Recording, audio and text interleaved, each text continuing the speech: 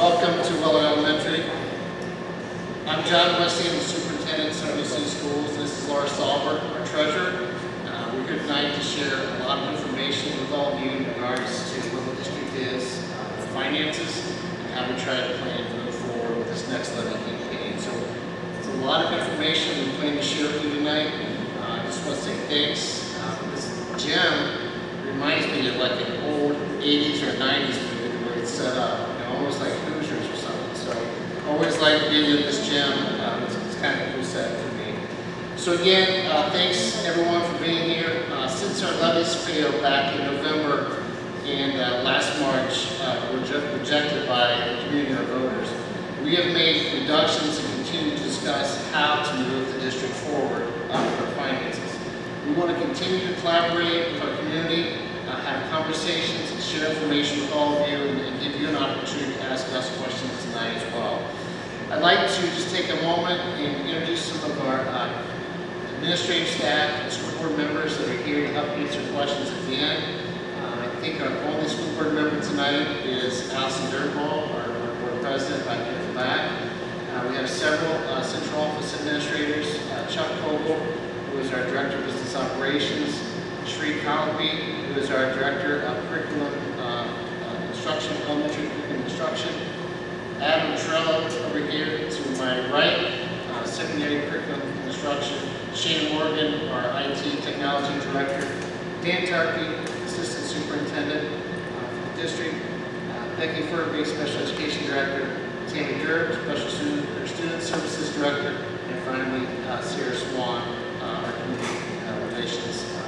So John Dahl just walked in. I just got to point to him, so I welcome John Dahl as another board member who's here tonight to help us get through some of the items that we want to talk about.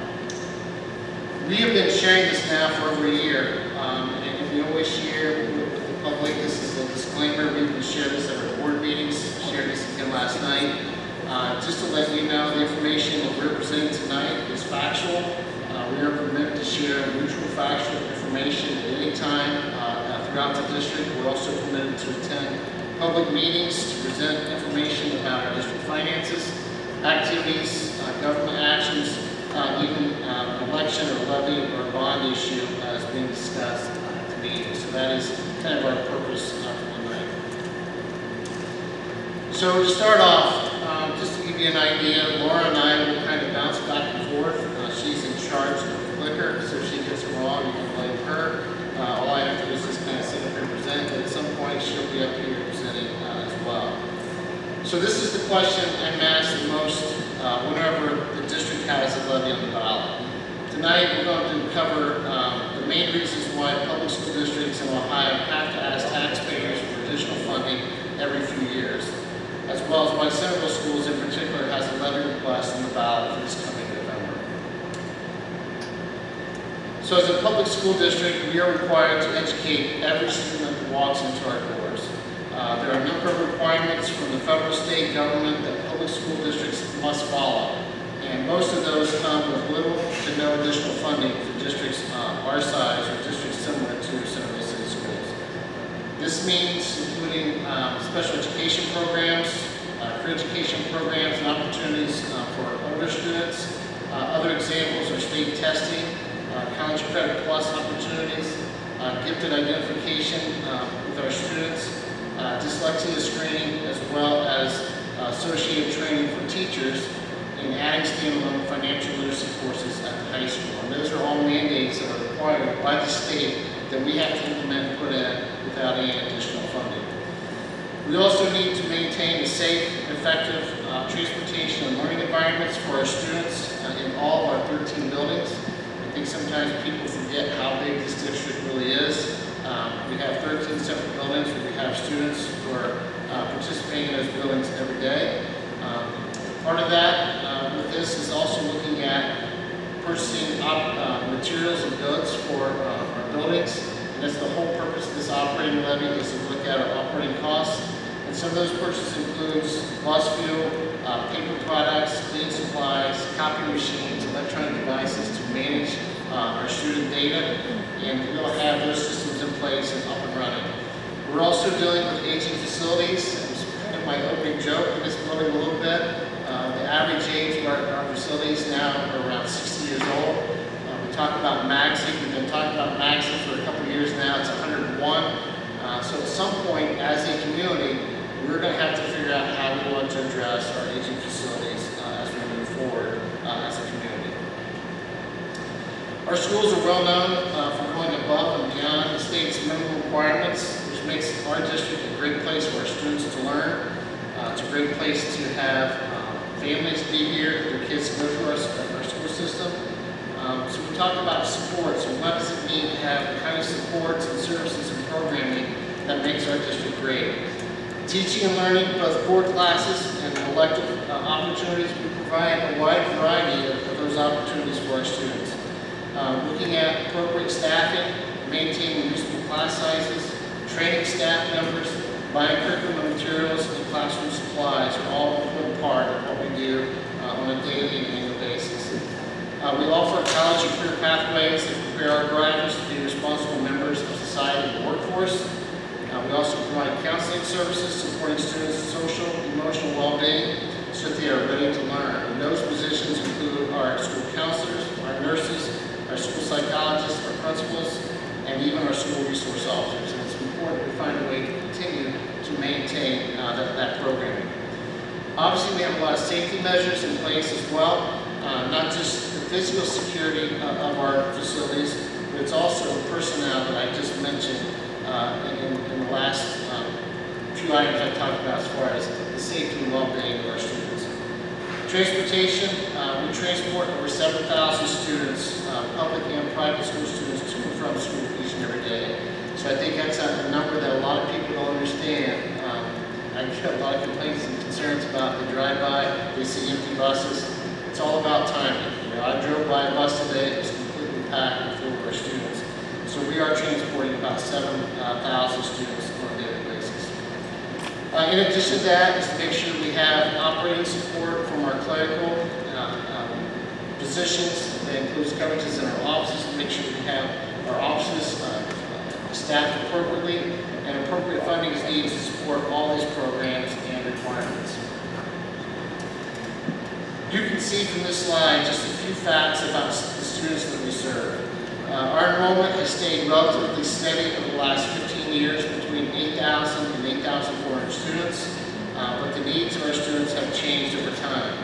As an example, the number of English learners has grown from about 150 students in 2015 to more than 400 students just this year. That's a 167% increase. We have also seen an increase in the number of students identified as economically disadvantaged. And while the percentage of students with special needs has remained about the same, the students that we are serving have more significant and require more needs or support from our staff. Surveys like the one from the city of Centerville completed last summer show that the quality of Centerville schools as a key reason residents choose to live in our community. Ongoing funding is essential to maintain the programs and the services that attract families to our area and to our community.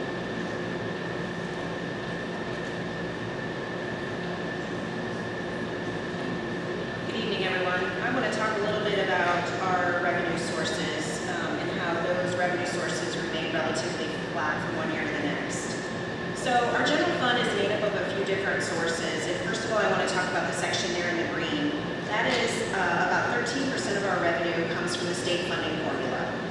So Centerville is considered to be a high wealth district, and that's based both on property value and the income of the residents in the community. And so because we're a high wealth district, we receive a lower percentage of state funding. And that is how it is across the state. Districts that are like us, they receive similar amounts. We've received between $12 and $14 million from the state for over 15 years. And so then when you talk about a very flat revenue stream, the state funding for us, that's it. The new state funding model known as the Fair School Funding Plan, it just continues that emphasis on the locally generated dollars for communities like ours. So again, it continues to factor in wealth factors. The color yellow is our local property taxes. So about 77% of our revenue in our operating fund comes from local property tax revenues. Because of state law, these voted levies bring in the same amount of money each year. That's called House Bill 920. Through the reappraisal process last year, we talked a lot about that. We've been talking about this a lot for the last year. We're pretty much, Ohio is one of the only states that allows for no inflationary growth on the voted levies. Individual taxpayers are all impacted differently, and so if you're thinking about your own tax bill and you say, but my tax bill went up 10%, or you're thinking my tax bill actually decreased last year, there are community members who had decreases in their tax bill. We look at, the county looks at our district as a whole, and so it's an average, but individual taxpayers all experience different things. And so, again, we've talked a lot about that over the last couple of years. And so I encourage you, if you have questions about that for yourself personally, to take a look at our school board meeting videos from earlier this year. Ask me tonight or after the meeting, and then also to contact the county auditor if you have specific questions, and so we can talk through that. 7% of our revenue comes from what's called rollback and homestead exemptions, and so that is credits for levies that were passed prior to 2013. You're receiving an actual credit on your tax bill for living in your home and owning your home. The state actually does reimburse that to us, and so that is an additional form of state revenues that we receive. There are also homestead exemptions in there, and those are for individuals that meet certain age, income, and disability requirements. The smallest amount of our revenue, that comes from things like Pay to Participate, tuition for our workplace students, reimbursement for some special education services, and our investment earnings. So I talked a little bit about state funding, and I just want to show you how we stack up compared to our similar districts, and then also to Montgomery County as a whole, and then the state average. And so we receive about $1,800 from the foundation funding formula. That additional amount that gets us up to the $2,860, that includes those rollback and homestead reimbursements. The bar graphs there on the screen are the similar districts. You can see that they receive $2,960, so it's very, very close. Those similar districts are districts just like us that are those high wealth districts. Montgomery County, on average, receives about $6,938 per pupil, and the state average is about $6,860. So again, just trying to kind of stress the difference that for us as a community compared to other districts in the state. We talk about finances a lot at our board meetings. We're required to board approve and publish a 5-year forecast twice a year. That first reporting period for 2025, which is the 24-25 school year, that's due in November. And so the numbers on the screen, they're small. They'll be posted on our website, and so you'll be able to see those a little bit better. I'm going to point out a couple things here in a minute.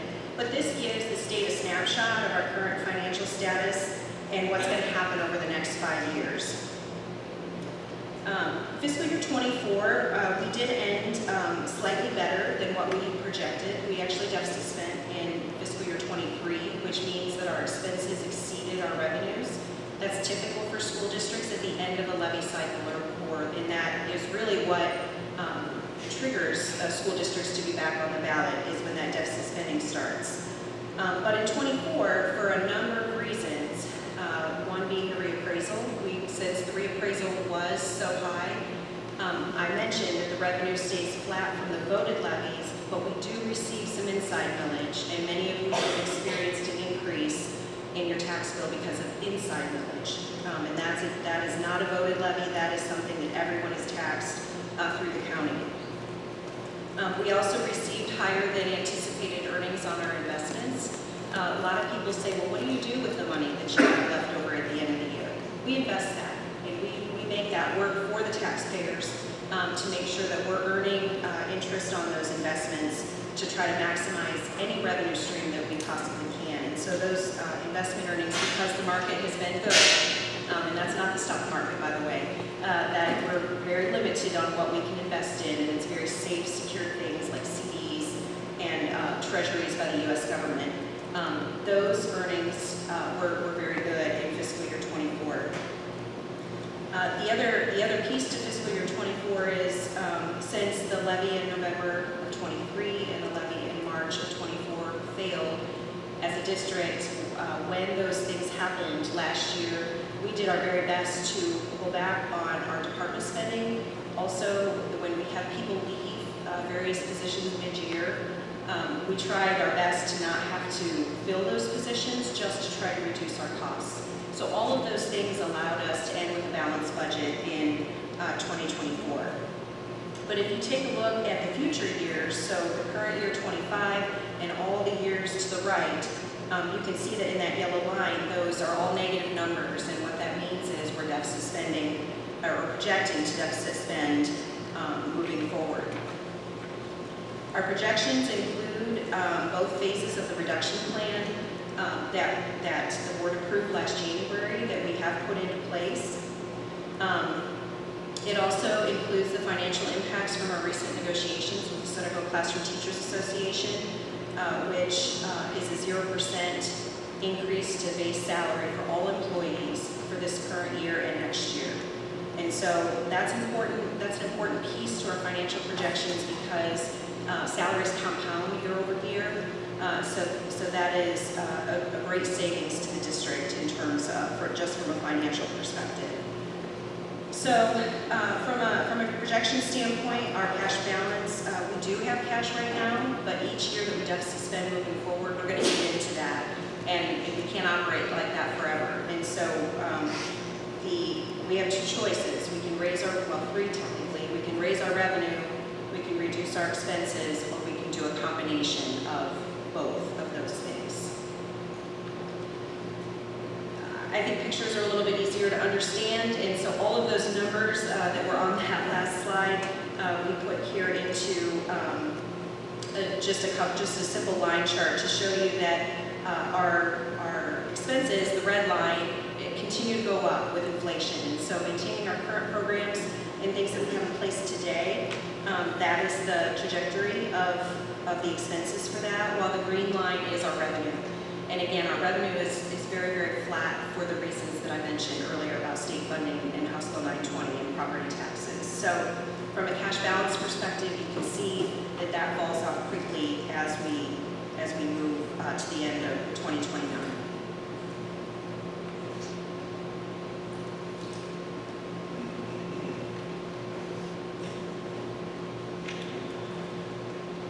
So continuing on and looking at the impacts of staffing reductions. So when school districts dip into cash reserves, and Laura talked a little bit about this, we must make a decision whether or not we ask for additional funding, cut staffing and programs, or a combination of the two.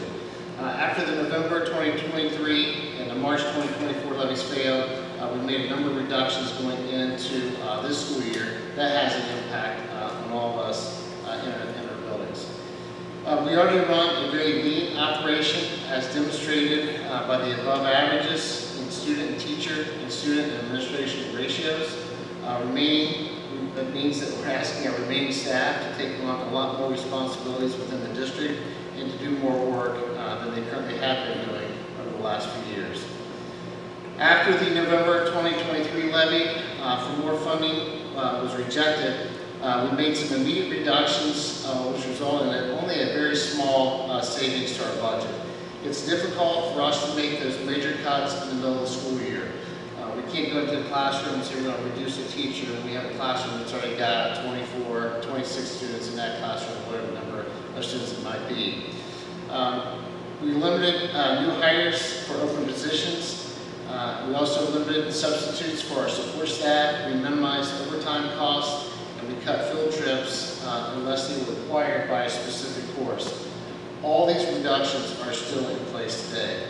The school board next approved a phase reduction plan back in January of 2024, which was implemented going into the school year since the March levy didn't pass. With these cuts, we anticipate a savings to the district's general fund to be about $3.5 million in savings. Staffing is the largest cost for any school district, and because we are a people-driven business, that's where the majority of our cuts were made. We regularly right-size our staff, looking at student needs and classes, looking at class sizes as we make decisions about which positions that need to be filled. In fact, going back to 2019 and the fall of 2023, we were actually down. So between 2019 and the first November campaign in 2023, we were actually down 17 positions across the district. We started this school year with 48 less staff positions. Many of those reductions were realized through retirements and resignations, but we still have 48 less staff members in our schools than we did at the start of the fall of 2023. And that's actually a total of 65 less positions than we did starting back in 2019. So I think it's important for people to understand that we continue to look at making reductions when there's needs, or we don't have the needs to fill those positions. Throughout the spring, district leaders and leaders of the Central Classroom Teachers Association worked very hard to agree on a new 2-year contract, which was approved by the Board of Education at the very last day in May, last day of school in May. There will be no increase to the base salary for all district employees for the next 2 years. That includes teachers, administrators, and support staff.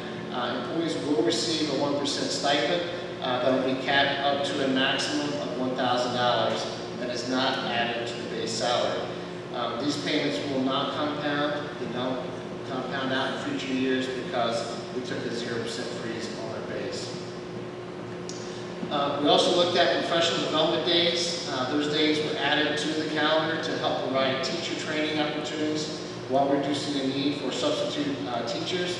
This impacted the end of the 24-25 school year, which was communicated to families. And that calendar, we had to make some changes going into the calendar to implement some of that professional development opportunities. And we were able to update the community as soon as we possibly could on those calendar changes. The district also uses several ongoing measures to make sure that we're looking at every opportunity to save money. This includes working with purchasing co-ops to get better deals on long-term cost savings through energy co-ops or energy upgrades, checking prices from different vendors, and looking at grant opportunities that are out there to help support the programs we have. We are members of Educational Purchasing Council, the Southwest Ohio Educational Purchasing Council, which allows us to work with other school districts to pool our resources to be able to get a better price for goods and services that we need in the district.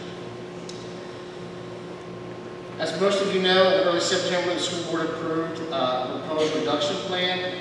The latest auditor state guidelines recommended that the board approves a reduction plan so that factual information can be shared with the community. These reductions will only be implemented if the November levy fails. Because it's early in the school year, it would be irresponsible for us to make a specific list of positions and programs at this point. I don't want to have a specific list and say we're cutting a teacher from this location or this building. We are making this plan in August, and it's a long school year, and I think it's too much of a burden to put on our staff.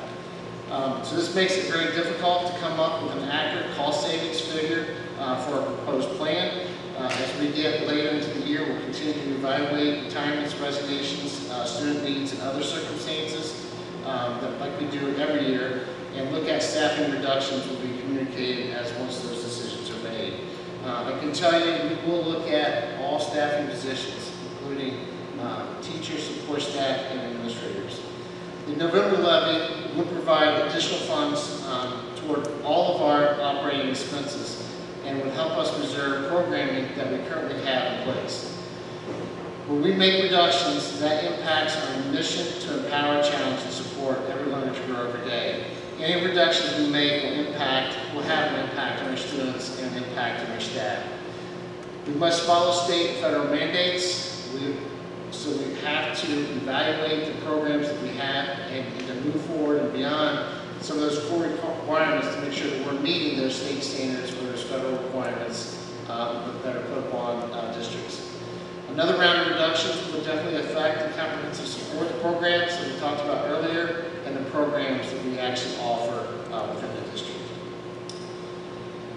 So over the past few years, hundreds of parents, students, and community members, staff members, and administrators have worked on our strategic plan and our portrait of an elk to develop the important skills we want our students to have and to be successful with once they leave Centerville City Schools. Securing additional funding will further strengthen our financial position and helps us move forward with our strategic plan with the initiatives that we have in place with that plan, such as studying long-term facilities plan we talked about earlier, and also an all-day kindergarten plan and many more initiatives that we've talked about. Losing 48 staff members across the district has made an impact on our services. It's much different on the response time. What I mean is that secretary getting to the phone or getting to that email or meeting that parent or that resident who comes to our buildings who may have questions or comments or concerns that they need to make. So it does take or slow down our process and really our customer service at the building level. As you've seen tonight, our revenue remains relatively flat unless we ask the community for additional operating funds. If the levy fails in November, we would not receive any additional funds from voted levies until at least the calendar year of 2026. This means we would have to be faced with trying to save money wherever we can, including implementing the proposed reductions that were approved by the board in September. Additional cuts would impact the educational quality and student outcomes. We'll be looking at larger class sizes due to reducing teaching positions and programs, teacher planning, preparation, and building support due to less support staff, transportation services that we currently provide, looking at our athletic and extracurricular opportunities for students, and our ability to study and hopefully implement some of our strategic goals. This levy is necessary to maintain the comprehensive supports, services, and programs that we currently offer and continue to implement the district's strategic plan and keep us moving forward with rising costs from inflation to keep up with our day-to-day expenses. So as you know, hopefully you know by now, we've been giving this presentation several times now throughout the community. We know the amount of information that we have provided tonight can really be overwhelming. There's lots of opinions floating out there on social media about different facts and ideas that are out there. I would encourage you to go to our information site, our levy factual frequently asked questions site. You can see that site here on the screen. We want our community to be as informed as we possibly can. It's important for our community to understand what's at stake. We feel like we are doing our job. We're doing a lot of different things to reach out in front of our community, our residents, our parents, to try to help any questions we possibly can answer. So it's important that people completely understand what's at stake. We've offered several community forums. This is our second community forum. We have a third community forum planned for Thursday, October the 10th at Driscoll Elementary. And we try to make our stops throughout the community. Starting over the summer, we've also had at least 10 community chats with the superintendent called Elks Connect. It's an opportunity for me to be out in the communities to have conversations with folks in your neighborhood. I will say this again tonight, and every time I say this, I usually get several emails the next day and say, hey, would you come out to our community or our neighborhood? And the answer is yes. So we want to be out, we want to be visible, and we're willing to go to about any location to make sure people are informed about this levy and information about the district. So thanks again for listening. That really concludes our presentation. We